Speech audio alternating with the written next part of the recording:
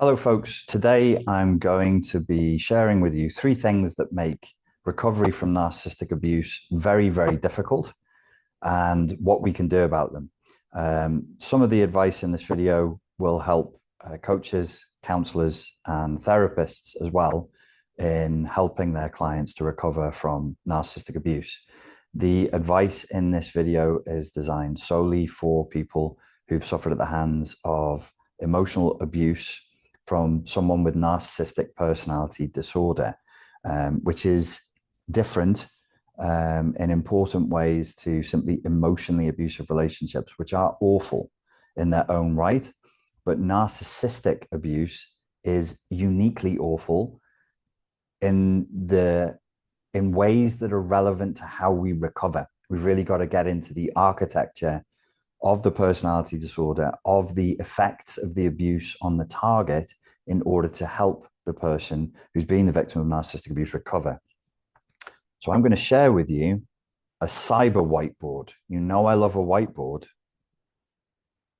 but now I've got ones that are virtual inside of the matrix. There's actually four things I'm going to share with you. There's a little Easter egg at the end of this. The fourth thing comes right at the end of the video, and it's pretty important. So the first problem that we face when helping a client to recover from narcissistic abuse, or if you are the client, you're trying to recover from narcissistic abuse, is that the shared fantasy space or matrix that you've been lured into during the narcissistically abusive relationship is still in operation. So that means that when you are seeking to recover, you need to be very, very careful that you or your client is not doing the role play of recovery from inside the house of the matrix. Now, you know I'm a sci-fi nerd, so we have the concept of the shared fantasy space, and we get this largely from Sander, publishing in 1989. So the idea from him, he was a psychoanalyst, is that all relationships have a shared fantasy element. And it's the shared fantasy that allows us to deal with grief, that allows us to compromise, and that keeps the relationship balanced. It means the narrative, the roles, the rules of the game that we are playing, the game in the transactional analysis sense. Everybody is playing games. When we're in relationships with people, it is a sort of a game that we're engaged in. I call the shared fantasy space, the narcissistic shared fantasy space, the matrix, because it is as though you are subsumed in a false reality. The real reality, the red pill, is that you are trapped inside of a pod while an artificial machine uses you as a human battery and absorbs your life force, whilst in the blue pill, the shared fantasy, you're engaging in whatever the simulation dictates. The simulation can give you a wonderful experience or a perfectly normal pedestrian life in the case of Neo in the story, The Matrix. The shot here is of him waking up out of the pod and realizing to his horror, all of humanity is trapped inside of pods. That is what the Matrix refers to. Matrix means womb. So the film The Matrix, the title, is about the pod itself, the womb that you are trapped and kept inside of whilst you are being bled for narcissistic supply and being force-fed a fantasy version of reality. The horror here, there are multiple horrors, my friends, many horrors for us to go through, but the real horror here and the difficulty for therapists and counselors, they're humans too. They also need help. Therapists and counselors and coaches, they also need empathy. They also, we should give them our empathy because we're not the easiest clients to deal with. We can be quite difficult to deal with, and it can be bewildering if it's off the map of normal psychotherapy to deal with us. Why? Because the narcissistic shared fantasy, the simulated matrix, yes, it's been something that's imposed on you, but the true horror, he said, laughing, is you then start to use that narcissistic fantasy as a defense against the abuse. So the narcissistic shared fantasy should be understood as something that you have been pushed into, but then that you engage with to defend from the abuse of the narcissist themselves. Let me make that simpler for you. So you have red pill reality, which is brutal. It's harsh. You wake up as Neo in the Matrix. You have tubes shoved inside of you. A machine is drawing your life force and using you as a battery. You have tubes up your nose. You have no hair. You have no eyebrows. You're just this pale, shaky little skin suit in pink goo. That's the horror. That's the red pill of the awakened state of the Matrix. It's horrifying. That's room 101. The blue pill is the fantasy. He's a normal guy. He's a computer programmer. He plays video games. He goes to clubs sometimes. He pursues women. He's just a normal dude. That's the fantasy. The reality is horrifying. So in order for us to cope, and I'm not going to go too deeply into the psychoanalytic theory here because I don't want to bore you to death, but in order for us to cope with the horror of the narcissistic abuse, we, if you will, sort of scoot down deeper into the pod. We then want the fantasy and we fight to keep the fantasy alive. You end the relationship, you, air quotes, go to therapy. If the narcissistic house, if the matrix, if the shared fantasy is not dismantled very, very carefully, you're still doing therapy as role play within the coordinates of the pathological person that you fused and merged with. So as you're doing your therapy and you're making your progress, you're really only doing it as a sort of prolonged role play within the parameters, within the coordinates, within the house of the narcissistic abuser themselves. As a therapist, I might, or as a coach, in my case, when I used to coach, which I've done for 8 years, I might have a client in front of me and I'm saying, come this way. You can escape, but you must do this. And the client would start to fight me. The client would fight on behalf of the abuse. And I'd be thinking, what is this? Is this masochism? Is it self-sabotage? Is it self-destruction? What is this drive that's causing you to want to defend the abuse, defend the abusive relationship, reframe what you have already told me 5 minutes ago you knew was a lie, you knew was cheating, you knew was deception. Now, 5 minutes later, you're defending it and going, well, it wasn't that bad. Every relationship has problems. And I'm sat there going, is this dissociative identity disorder? Is it BPD? What am I looking at here? It is the defense mechanism from within the matrix itself. Do you understand? I hope so. It is as though a part of the client's mind, the part of your mind, has been colonized. And every time you get to the place where you can start to break free, these evil bots from the matrix come in and stop you from breaking free. They clamp down. So if you think a part of your mind now carries malware, a software virus, as the engineer, me, your therapist, your counselor comes along and goes, let's pop the hood respectfully, gently with empathy. Can we please, we would say in England, open the bonnet for Americans, pop the hood. Let's see what's happening in the engine. Yeah, sure, no problem. I saw Brene Brown's lecture on vulnerability. I'll be vulnerable.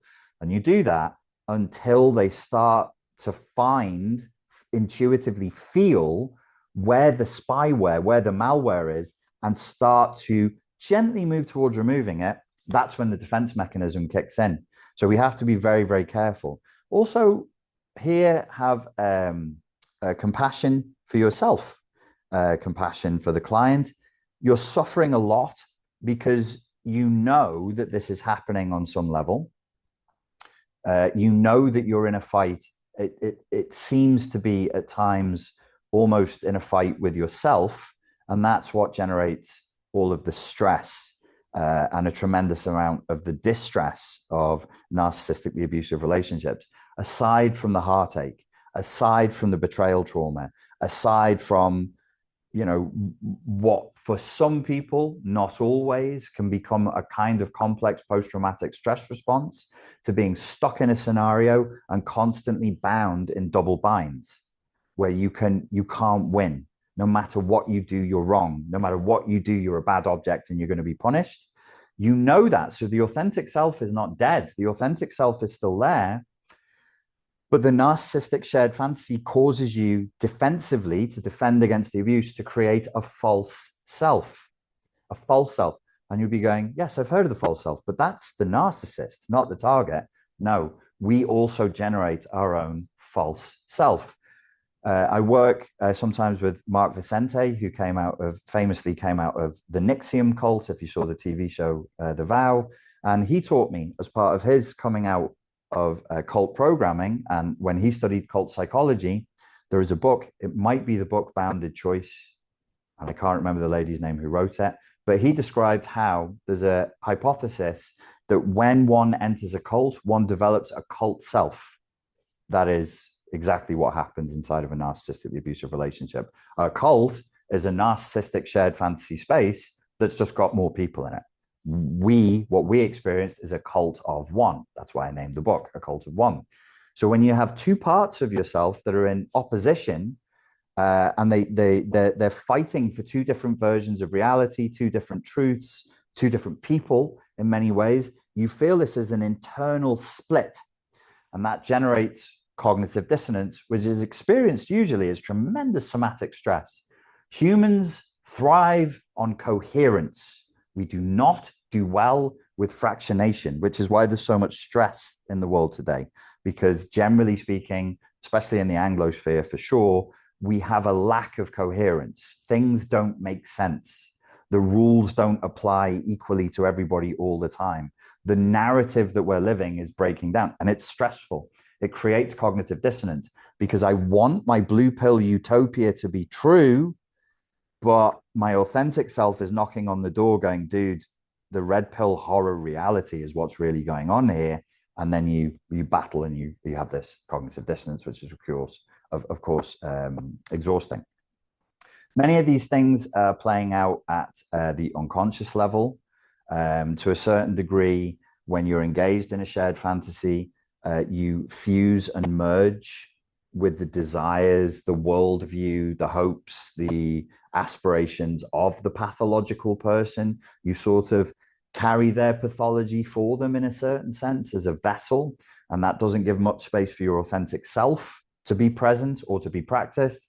That becomes a problem for therapy to deal with as well. Once you've fused and merged with the narcissist, if you're still engaged in the shared fantasy, if you're still operating within the matrix, within the house of the narcissist, you will defend them.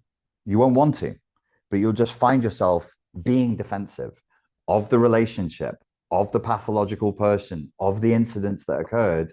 And then in that sense, you've been betrayed by the narcissist. It's hard. Betrayal trauma is very, very difficult. I loved you. You used me. If it's a family relationship, you'd be like, well, you're supposed to be my father, you're supposed to be my mother, and you exploited me. It's very hard.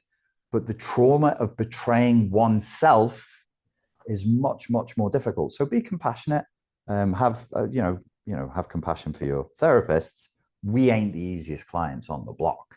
This is hard. And if the therapist doesn't know this, what they're going to end up with is potentially a combative relationship with the client. If the narcissistic shared fantasy space wins, what will happen is the target will switch from inner critic to outer critic. I saw this multiple times when I was working with people. You make therapeutic progress. They go into what I understood then as being an emotional flashback, but now I understand as being part of the onboarded, colonized part of their mind that is being run narcissistically, saying no. So we made progress. We made progress in therapy. Do you remember? It got better.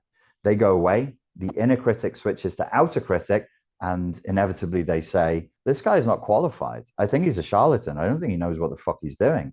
So you'll find the client will attack the therapist personally, and or they will attack the notion of therapy. Therapy is so self-indulgent. It's so American. It's so first world. Everybody knows it doesn't work. You should just shut up and get on with it. I don't know. Psychotherapy is mumbo jumbo. All of this is nonsense. You shouldn't be so self-indulgent. All of this is coming from problem number 2, the superego injunctions. Complicated language. I apologize. This is how it's spoken of in psychoanalytic theory. What does it mean? Sigmund Freud, the grandfather of psychoanalysis, identified that there were three parts of the human. There's the id, childlike, animalistic, impulsive desires, fun and play. The ego, the mask, the civilized mask of us pretending to fit in. How do you do? How do you do? You know, it's like turn of the century Vienna. So it was very, very stiff, very, very strong masking. And then above those two ego states, ego state id, child, if you like, ego state ego, the adult. I'm an adult. I pay my taxes. I help old ladies cross the street. I'm civilized. I don't give in to my barbarous primitive instincts. That's unseemly. It's unacceptable. And I have a good boundary between my fantasies and reality, other people's needs and wants and my needs and wants. That's the ego. Above all of that, the parent, the overlord of all of that, was called, so this is ich, would be the ego in German, ich, and then über ich, roughly translated, well, ich just means I, but über ich should have been translated as over self. But whoever translated it, I think it was done in the 30s, maybe the 20s. When they translated from German to English, they used really arcane language. Super means above. We would have been better off with over, as it's close. Well, German influences English, so over, über, over. That's a German rooted word. We should have just had over self, but we ended up with super ego, which confuses people because they go, yes, narcissists are very egotistical and they have a super ego, which is like an ego on steroids. It's Superman's supremely huge ego. No, it's the over self. It's the parental part of us that is saying, do this. It is good for you. I don't want to. You should do it because it's good for you in the long term. Okay. If you have a super ego that essentially functions and is not damaged, don't do that. Oh, I want to. It's fun. It's sexy. It's cool. Don't do it. It's not good for you. That's if your superego is functioning. If you got good enough parenting, if you were raised in a good enough culture, your superego will be giving you messages or commandments. So the injunction is a legal term. It means effectively the same thing as a commandment. From where? From on high. When we were children, when we were little toddlers, our skulls, if we stood up straight, only came up to the kneecap of the adults who are in charge of the environment. The parents were over us. So the head of the household, the parent is up. So here we have a commandment from on high down. Don't put your fingers in that plug. Ooh, okay, Jesus, scared me there. Do go and play with your friends. Oh, I did a drawing for you, Mummy. Oh, that's beautiful. You are a good girl. You are a good boy. Well done. I love it. Let me put it on the fridge. Mummy, put it on the fridge. I'm good. So another key element here, as we do this extremely rapid whirlwind tour of psychoanalytic theory, the superego, the overself, the parent ego state, is also responsible for telling you when you've done enough to be classified as a good person, when you've done enough that you can think, yeah, I'm a good person now. When you get with this dude, or the female version, the dudette, the demonic dudette, who's, you know, presumably attractive in some way to you, charismatic, maybe they're sexy, maybe they're funny, maybe they're a bright shining star intellectually or physically or whatever it is, right? Once they've got you into that relationship and you're in their house with them, they don't know they're doing this. They're not that smart. But the nature of the relationship itself means your ego boundaries get worn down. And the superego, the overself, the parent state, the conscience, where morality comes from, do that. It's good for you. Don't do that. It's bad for you. This is dangerous. This is safe. It gets so hacked. The software gets so hacked that it inverts, I claim. Good is bad. Bad is good. Safe is dangerous and repulsive. Dangerous is sexy, is someone I want to create a long-term committed relationship with. That person's literally dangerous. Yeah, it feels good, right? So it's very, very confusing. Imagine, again, think of your poor therapists. Guys, come on. Think of our poor therapists and counselors. It's not, I know all of you, like I've heard it, you'll have your stories of disappointment with therapy. Please go back and try again. Work with show them this video. Work with them. They're human beings. They don't know everything. They're not, all knowing. You could show them this and just be like, look, this could be what's happening here. I may have internalized, if we use simpler language, the narcissist. And sometimes when you're doing therapy with me and I'm trying to be honest and authentic and vulnerable, this superego injunction kicks in, and then I'm saying things, or I feel driven, and my impulses move me in negative directions. So one of the jobs of the therapeutic process for recovery from narcissistic abuse is, I'm now speaking to the therapists and the coaches, is one of our jobs is we need to help the client understand what's happening to them, and they need to recognize toxic superego injunctions as toxic.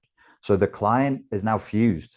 They're like, well, if my instinct is to drink a load of alcohol, eat bad food, do something that's really bad for me, go out and do something self-destructive, I guess that's my impulse.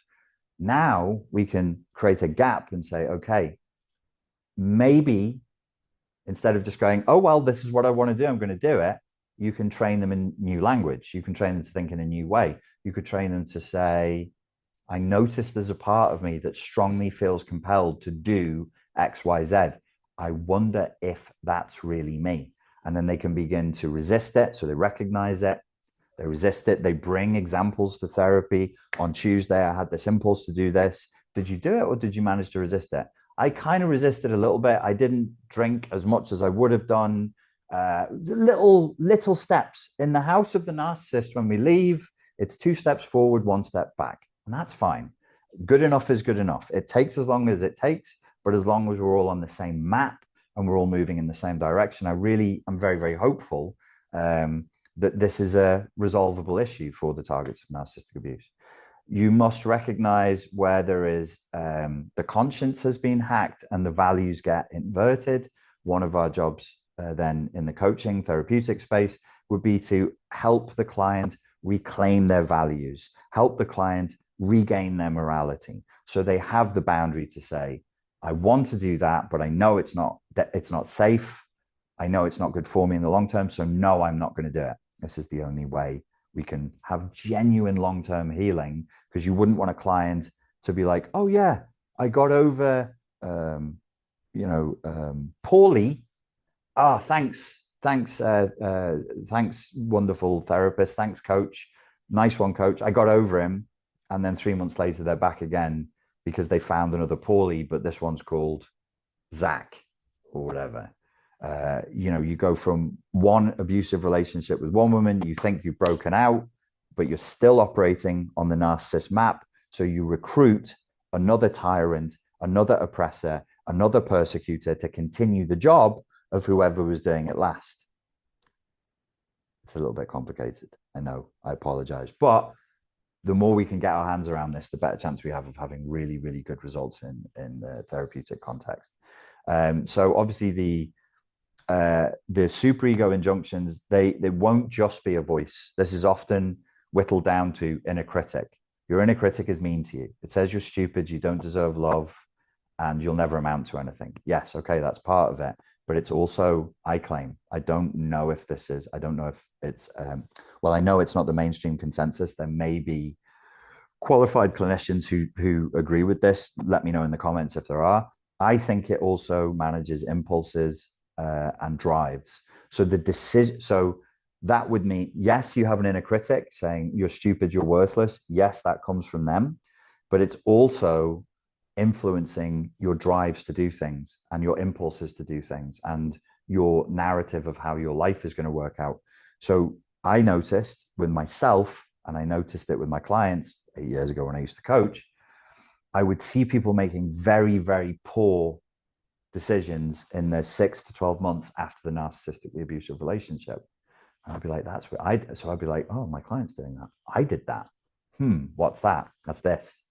The superego injunctions operating from inside of the narcissistic shared fantasy space are still operational. They're still driving the client to do things that are not helpful for them. Therapists and coaches who worked with the victims of narcissistic abuse, please drop a comment if you've seen that yourselves, and let us know how you worked with that and how you worked around it. Problem number 3, the narcissist, obviously, I think everybody who's bothered to follow me this far on the channel and had the patience to deal with my inane ramblings has gotten the message that the narcissistic personality disorder is rooted in an infantile defense that is called splitting. That is because the narcissist, the pathological person in the relationship, was themselves split as a child. What is splitting? Splitting is an infantile defense against trauma in which we make things, institutions, people, countries, scenarios, all together good. Oh, they're wonderful. They can do no wrong, or all together bad. Evil, disgusting, get rid of it, destroy it. So this happened to the child. So the parents, presumably, or the culture, it would have either had to have been the parents, the family unit, the culture, maybe they're raised in a cult, or something fairly extreme happens in later childhood, early adolescence that gives 2 conflicting messages. You are amazing. You are worthless. Both are false. Notice, both are false. The narcissist is living inside of a fantastical, non-real, delusional version of reality. And they're splitting. They're splitting everything. Amazing, awful, wonderful, dreadful. That's why they're so dramatic. That's why life with them can feel like a Brazilian telenovela. It's one drama to the next. Not always, but typically, because things are split into these 2 extreme polarities. Where you have extremism, perhaps if today we were noticing that people had become more polarized politically, that would be an example of splitting. Why? Presumably because modern culture is just becoming too stressful for our primitive mammalian brains, maybe. So splitting occurs inside of the relationship. How does that make therapy and the therapeutic process difficult for therapists and clients? Is we need to notice where the client is splitting, all splitting. So I am altogether good and innocent. The pathological person is just a force of evil in the world. That's okay at the white belt level of recovery. Let them have the moment of, I am not that. I know I'm not that. It's still raw. But as you work forward and you get into the yellow belt, the green belt, onto the blue belt, we really need to be assisting the client in finding the nuance, not just when describing the relationship, but in life. Highly traumatized people split. They don't want nuance. They want thesis, antithesis. They want thesis and antithesis. They don't want synthesis. Well, that's no bueno in therapy, right? Coaches, counselors, and therapists, we can't have people living inside of split realities. We've got to integrate the experience. If it remains split, the person never integrates the experience that they've been through. And I would say that's probably where you're seeing, some people call it prolonged grief syndrome. You're seeing a prolonged state of a complex post-traumatic stress response after the relationship. I've seen people who are doing it 10, 12, 15 years after the relationship ended. And what's holding the narcissistic fantasy space in safety, allowing it to continue to live, is the split, is the unwillingness. It's rigid. So narcissistic personality disorder is rigid. It's defensive. It can become sadistic. It can become confrontational. It can become bullying. The client starts to act similarly, like a sort of a narcissism light, and they hold on. No, I listen to me. You can read the comments on some of my videos. Like if I say to people like, oh, there's another way we can think about this, or you can watch videos of people in seminars. Listen to me. I know that I had no co-creation in the relationship. My parents were perfect. I had nothing going on with me at all. I was fine. This evil, extraterrestrial, mythical force of evil came into my life and destroyed everything. You know, it's like yin, yang, white, black, dark, light. It's spread out. For therapeutic progress, we've got to start integrating that. We've got to start getting out of the splitting defense. We've got to find the synthesis, and we've got to start talking about the ways in which these relationships are awful. When people do the things they do, the action is absolutely to be condemned as evil and reprehensible, but they are in certain key ways co-created by two people. And that leads us to integration, so we can move on. Oh, this is my Easter egg at the end of the video. The fourth problem, and I'll keep this really simple, that I think clients and therapists are going to grasp this straight away. Look, in many ways, the coordinates of the narcissistic shared fantasy space are like the coordinates of the pathology of the narcissist. So the shared fantasy space is largely, it's co-created, but it's mainly created by the pathological person, because it's not a horizontal, oh, we're both making this 50-50. It's going to be like 95-10%, top down, not horizontal, vertical, master, slave. You do as I say. Reality looks like this. I don't want to hear what your family thinks, what your church thinks, what your friends think. I know what reality is. You're too stupid to see it. It's this. It's imposed. It's oppressive. It's colonizer. In the strictest sense of, it is a desire to colonize the target's mind, to design the target's consciousness. No, this is what truth is. This is what reality is. These are narcissistic psychopathic coordinates. Therapy, it's like oil and water. Therapy's coordinates are, if it's good therapy, are the opposite coordinates of the narcissistic psychopath, unless you have a pathological therapist, in which case, may God help you, for surely I cannot. The therapeutic process is about integration. It's about understanding. It's about vulnerability. It's about openness. It's about the willingness to absorb feedback. It's about the willingness to look at realities that are unpleasant, that don't match our ego ideal, that are maybe painful or uncomfortable. It's about letting reality in. What does Jung say? The primary job of the therapist is to lead the client from unconsciousness, dark, to consciousness, light. Narcissistic psychopath, no feedback. No, thank you. I ain't taking notes today. Certainly no negative feedback. No vulnerability. No flexibility. No openness. Dead. Stuck in the dark. Wants to remain in the dark. You try and help them out of the dark, they could potentially destroy you if you remain neurotically fixated on trying to rescue them, and you waste too much time and energy trying to do that. So it's the opposite world. So clients, people like me who went through this experience, we need to have empathy for our therapists and our coaches, because this is what we're bringing.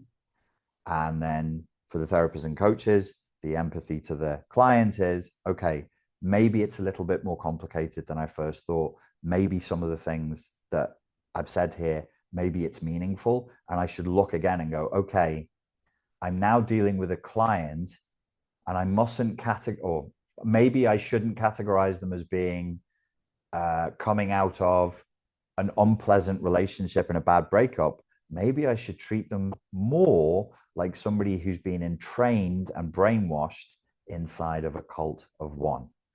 I have, of course, I do look at my cheesy smile. Look at this man and his face and his big smile. I have a course for you. It's a step-by-step guide. It's the Complete Narcissistic Abuse Deprogramming Guide.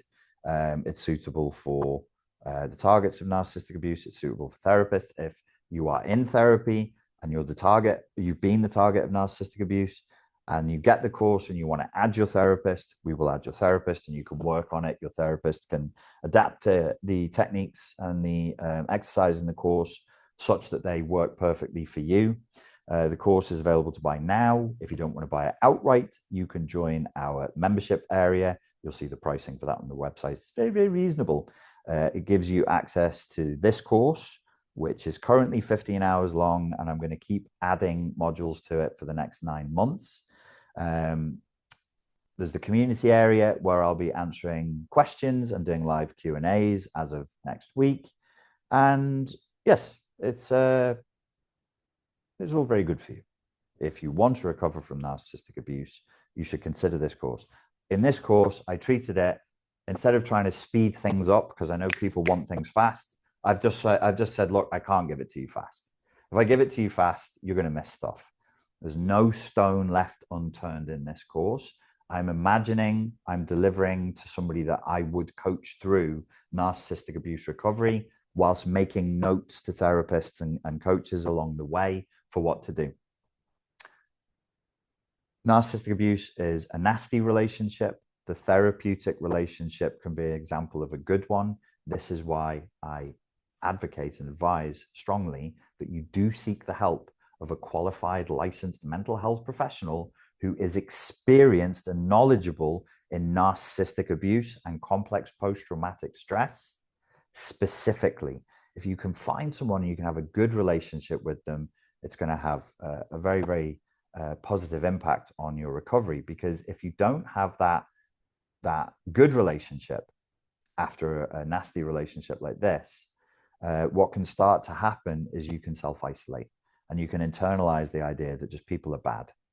This was done to you by an adult that you trusted. Your inner child is wounded. We have to do work around healing the inner child, which we do in this course, in order to get you back to a normal, safe, happy life. That's my intention for you. This is the last course I'm ever making on narcissistic abuse. It is my intention. It is the last course you will ever need on narcissistic abuse. Ladies and gentlemen, thank you very much for your time and for your attention. And I hope that was useful. And I look forward to speaking to you very soon. Thank you.